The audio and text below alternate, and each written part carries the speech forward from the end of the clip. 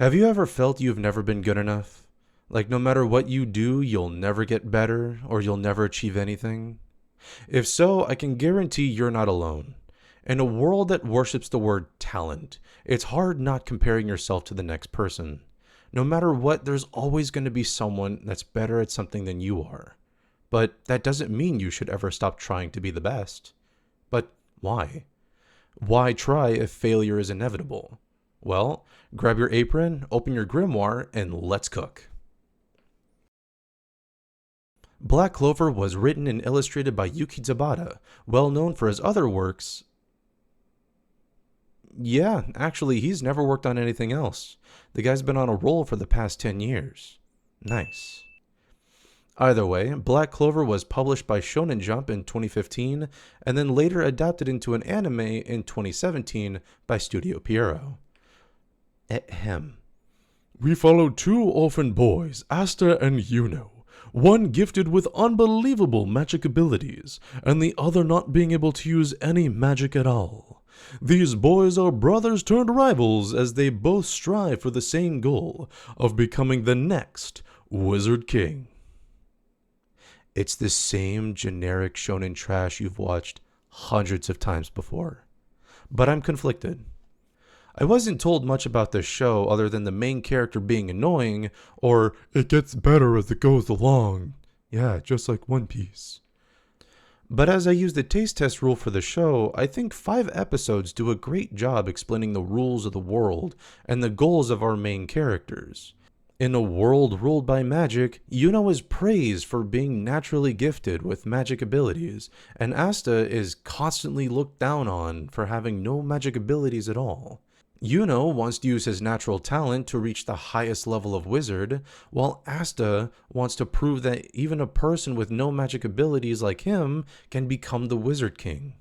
I appreciate when a show's story isn't so complicated and you can follow every step from episode 1, but the major thing I want to talk about here is Asta. I was told as the show began, Asta would be annoying and insufferable.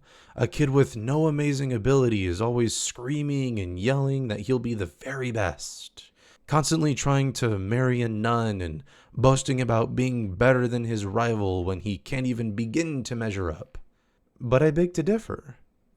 You see, in a world of insufferable anime protagonists, I could see why Asta would be placed on the list. But the word I would pair him with is driven. His actions and words may seem out of place, but Asta is always driven to do something even if someone tells him he can't. Can't beat up someone bigger than you? Asta will try. Can't marry a nun because she's a woman of the cloth? Asta will try. Can't become a wizard because you have no magical powers? Asta will try. All too often do I see real-world scenarios where people are told that they can't do anything due to a lack of talent, which they then choose to roll over and accept those words as reality. In a day and age where we're all comparing ourselves to one another, we can't let meaningless words tell us we can't do what we love. Do you love art but others tell you you're no good? Keep drawing and keep practicing. Do you love music but others tell you you sound terrible? Keep playing and get better. Do you love chocolate but your doctor tells you it's bad for you and you should probably stop eating so much? Well, maybe we can listen to health advisors, but that's not the point. I believe using the word talent is a bit undermining for those who train themselves to get better at doing what they love. Artists train by practicing new art styles. Mechanics train by learning the ins and outs of different kinds of vehicles. Fighting game players train by learning new fighting combos, while professional fighters train by learning new fighting combos. Having someone better than you or more talented just gives you the opportunity to get better and improve yourself as you take one step closer to mastering your craft. That's what rivals are for, after all. So the next time someone says you're not talented enough, just do what Asta does. Scream your head off and break a big rock with a big sword. And ignore the negative comments and keep striving to get better one step at a time. So you're probably wondering after watching 5 whole episodes, where does Black Clover land on my level of interest? Well, it was relatively high at the time. As of recording this, I had dropped the series roughly around episode 40. I know I didn't even get halfway, but I had realized that I don't have the same patience and stamina like I used to. And 170 episodes is a bit more than I can handle. But my biggest turnoff was the announcement of season 2.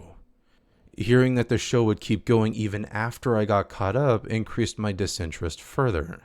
Now, I know, I'm sure the show would have gotten way better after episode 40, and this kind of goes against the whole moral of the video, but I want to dedicate that time to other shows to review and other videos that I should be making, you know? You get it. So, until next time, keep doing what you love and never let anyone tell you you can't, because your magic is never giving up. Safe sails and happy cooking.